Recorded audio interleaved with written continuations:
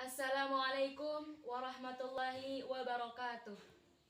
Saya Hairunisa dengan nomor NIM 111905100000288, kelas Komunikasi Penyiaran Islam 4B. Bismillahirrahmanirrahim. Pertama-tama dan yang paling utama, kita panjatkan syukur kehadirat Allah Subhanahu wa taala yang telah memberikan kita nikmat, beribu-ribu macam nikmat, nikmat iman, Islam, sehat walafiat yang telah diberikannya sejak kita dalam kandungan sang ibu kita. Allah memberikan ibu kita kekuatan, Allah memberikan orang tua kita kekuatan untuk membesarkan kita dan memberikan pendidikan, sebaik-baiknya pendidikan untuk kita, untuk di dunia yang saat ini dan yang akan datang. Serta salawat dan salam tak lupa kita panjatkan kepada Nabi besar kita, Nabi Muhammad SAW, yang telah membawa kita dari alam kegelapan menuju alam yang terang benderang. Dan yang saya hormati Bapak Dr. Andes Masran MAG selaku dosen pengampu mata kuliah ilmu tafsir, dan teman-teman semua yang saya cintai, yang insya Allah dalam keadaan baik di tengah pandemi seperti sekarang ini.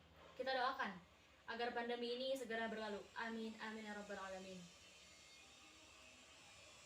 Sebelum kita membahas inti materi tentang isi kandungan surah Al-Fatihah, ada baiknya kita mengetahui dulu sejarah singkat dari turunnya surah Al-Fatihah serta keutamaan-keutamaan dari surah Al-Fatihah. Surah Al-Fatihah disepakati oleh ulama berjumlah 7 ayat dan diturunkan sebelum Nabi hijrah ke Madinah. Keterangan bahwa berjumlah 7 ayat ini ternyata sudah disebutkan dalam Al-Quran pada surat Al-Hijr ayat 87 yang berbunyi, A'udzu billahi minasyaitonir rajim. Walaqad atainaka sab'an minal matani wal Qur'anal 'azim. Sesungguhnya kami telah memberikanmu 7 ayat yang dibaca berulang-ulang dan Al-Qur'an yang agung. Kita bisa lihat dari penggalan surah Al-Hijr ayat 87 ini bahwa poin-poin keutamaan Al-Qur'an ada 2. Yang pertama, isi kandungan dari surah Al-Fatihah ini tidak ditemukan atau tidak didapati pada kitab-kitab sebelumnya. Yang kedua, ayatnya ini dibaca berulang-ulang dalam setiap salat wajib kita, baik dari salat subuh, zuhur, asar, maghrib, isya. Karena Al-Fatihah ini menjadi pembuka dalam salat kita, menjadi awalan dalam salat kita, di setiap rakaat kita, di setiap salat rakaat wajib kita, menjadi rukun salat juga. Sah atau tidaknya salat ini tergantung dari kita membaca surah Al-Fatihah. Jadi surah Al-Fatihah ini wajib kita baca setiap salat wajib, teman-teman semua. Baik, langsung saja kita ke materi inti kita tentang isi kandungan atau tafsir dari surah Al-Fatihah yang berbunyi, A'udzu billahi minasyaitonir rajim. Bismillahirrahmanirrahim. Alhamdulillahirabbil alamin. Ar-Rahmanir-Rahim. Malik yaumiddin. Iyyaka na'budu wa iyyaka nasta'in. Ihdinas siratal mustaqim. Siratal ladzina an'amta 'alaihim ghairil maghdubi 'alaihim waladdallin. Pada kesempatan kali ini saya tidak akan menjelaskan isi kandungan dari semua ayat dari surat Al-Fatihah, tetapi saya akan menjelaskan satu dari beberapa ayat surah Al-Fatihah, yaitu pada ayat keempat yang berbunyi Malik Yaumiddin, yang menguasai hari pembalasan. Diartikan yang menguasai apabila kita memanjangkan huruf mim pada lafaz maliki, dan diartikan sebagai yang mempunyai hari pembalasan jika kita membacanya maliki saja dengan tidak memanjangkan huruf mim pada lafaz maliki. Kata malik ini berarti penguasa terhadap segala sesuatu yang disebabkan oleh kekuatan pengendalian dan kesahihannya. Malik ini berarti raja yang adalah menangani dan menguasai peringatan atau larangan, karunia atau anugerah. Oleh karena itu, raja yang pada manusia ini berbeda, ruang lingkupnya berbeda dari ruang lingkup kata malik pada yang melekat pada Allah, seperti itu.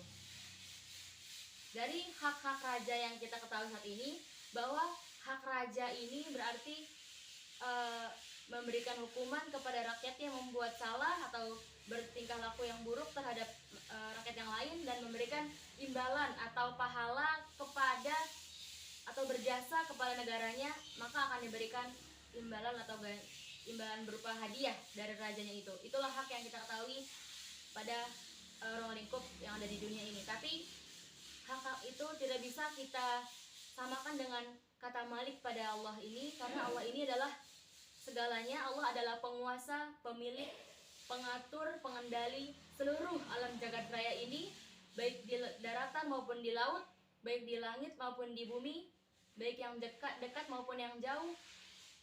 Semua Allah lah pengendali semua yang ada di alam jagat raya ini.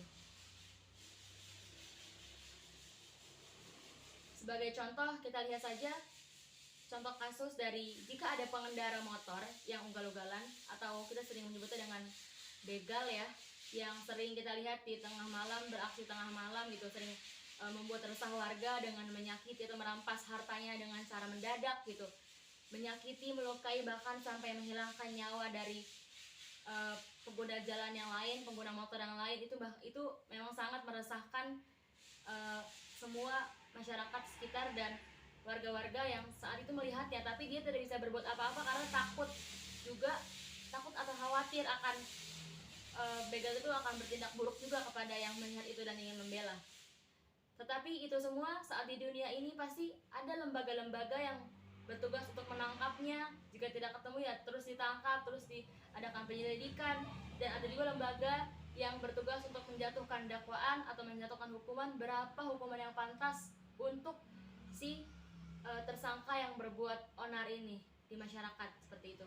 Tetapi itu hanya hukuman di dunia, yang dijatuhi hukuman oleh manusia itu sendiri, oleh manusia yang lain yang bertugas mempunyai wewenang untuk menjatuhkan hukuman. Tetapi saat di akhirat, seorang yang berbuat buruk, seseorang yang berlaku tidak adil, seorang yang berlaku tamak atau rakus, itu mendapatkan ganjarannya dari Allah sesuai dengan amal perbuatan yang di dunia ini dikerjakan. Oleh karena itu, Malik Yaumiddin ini Allah memberikan pesan bahwa Allah lah pemilik kerajaan-kerajaan yang ada di bumi maupun di langit. Semua Allah yang mempunyai, tetapi Allah tidak menampakkan semua itu.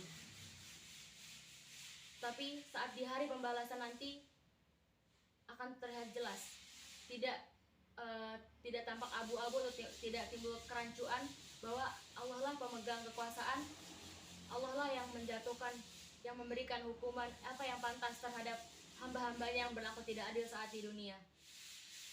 Sekian dari saya, mungkin itu yang bisa saya sampaikan, semoga bermanfaat. Wassalamualaikum warahmatullahi wabarakatuh.